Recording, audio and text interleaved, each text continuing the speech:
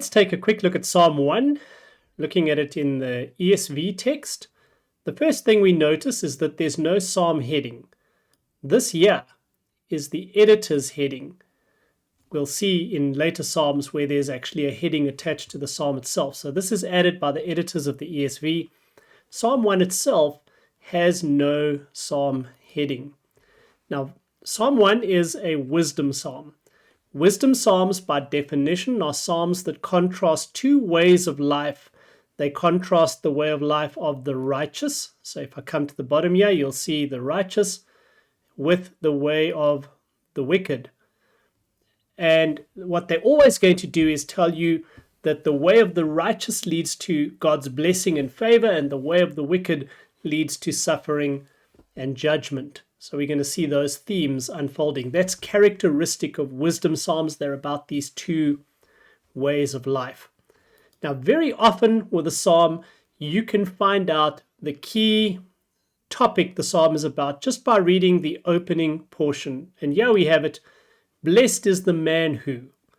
This whole psalm is about blessed is the man who does certain things, and those things are laid out in the remainder of verses 1 and 2. Also interesting about Psalm 1 is that the opening word is blessed, and if we scroll to the bottom of Psalm 2, we find that same word repeated. Blessed are all who take refuge in him. Psalms 1 and 2 form an introduction to the book of Psalms. They're placed there by the editors as a kind of an introduction, and they tell us the two categories of people who will be blessed. The blessed are those who do not walk in the counsel of the wicked, but rather meditate in and obey the law of the Lord. And if I go to Psalm 2, blessed are those who take refuge in him, where him is the Lord's anointed, the Messiah. So a beautiful thematic introduction to the book of Psalms. Now, if you notice this little bit of white space, between verses 2 and 3, that tells you that the editors of the ESV believe verses 1 and 2 constitute the first stanza, like a paragraph in other kinds of writing. The first stanza of the psalm is verses 1 and 2. If I scroll down, you'll see another bit of white space down here between verses 4 and 5. You can see just a little bit of extra space. So they're saying this psalm consists of 3 stanzas, verses 1 and 2, verses 3 and 4, and verses 5 and 6. Now, if you read different translations, you'll find these segmented slightly differently, but this is how the ESV has analyzed them. Psalms are going to paint word pictures for us, so we'll see that vividly in a moment. Blessed is the man who. Now we ask, well, what kind of man is blessed?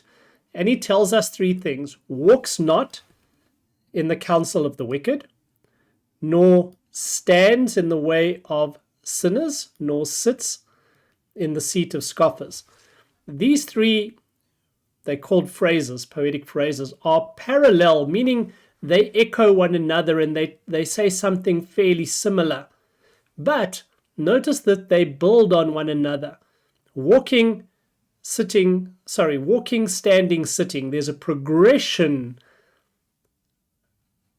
in terms of how deeply you are immersed in the counsel of the wicked, the way of sinners, and the seat of scoffers. So the portrait here is a person getting deeper and deeper into the ways of the wicked. But by contrast, his delight is in the law of the Lord, and in his law he meditates day and night. So instead of following the wisdom of the wicked and the counsel and ways of the wicked, the person who is blessed delights in the law, Torah, more meaning instruction than law in the rigid sense, delights in the law of the Lord and meditates day and night upon it. Again, notice the progression. The 2 halves of verse 2 are similar. They parallel. He delights in the law. He meditates on the law day and night. But there's progression. Delights is like an emotion. A lot of believers will tell you, oh, we love the Word of God. But they seldom read it, study it, or meditate on it. The person who is blessed not only delights, but goes beyond that and actively meditates upon the law of the Lord. So that's a beautiful picture. You can picture, when you read Psalms, you've got to picture what's going on. And the picture being painted in the first stanza is of a person progressively following the counsel of the wicked, and the blessed person doesn't do that, but he immerses himself more and more deeply in the law of the Lord. Then we get a simile, a contrast. He is like a tree planted by streams of water that yields its fruit in season, its leaf does not wither. Summary statement, in all that he does, he prospers. So this is the standard picture. The person is blessed who follows the law of the Lord. Everything he does prospers, and the image of his prosperity is like a tree planted by streams of water that is fruitful, it's green, it's healthy, it doesn't wither. The wicked, here's our big contrast. The wicked, notice 3 times in the second half of the psalm, the wicked are not so. You see the contrast? They're not like that, but are like chaff that the wind drives away. So the righteous, who doesn't walk in their counsel, but rather adheres to the law of the Lord, he is like a tree, but the wicked are like chaff. A tree is a picture of something solid, sturdy, immovable, healthy. Chaff is weak, easily blown away, and destined to be discarded. And therefore the concluding contrast, therefore the wicked will not stand in the judgment, nor sinners in the congregation of the righteous. For the Lord knows the way of the righteous, but the way of the wicked will perish. So the psalm celebrates these 2 paths, these 2 ways, the way of the righteous, the way of the wicked, and portrays for us that one path leads to life, the other to death, one path to prosperity, the other to judgment, one path to blessing, the other to suffering. And embedded in it is the injunction that if we want to be blessed and prosperous, we need to follow the path of the Lord that leads to that kind of blessing and prosperity. Beautiful psalm.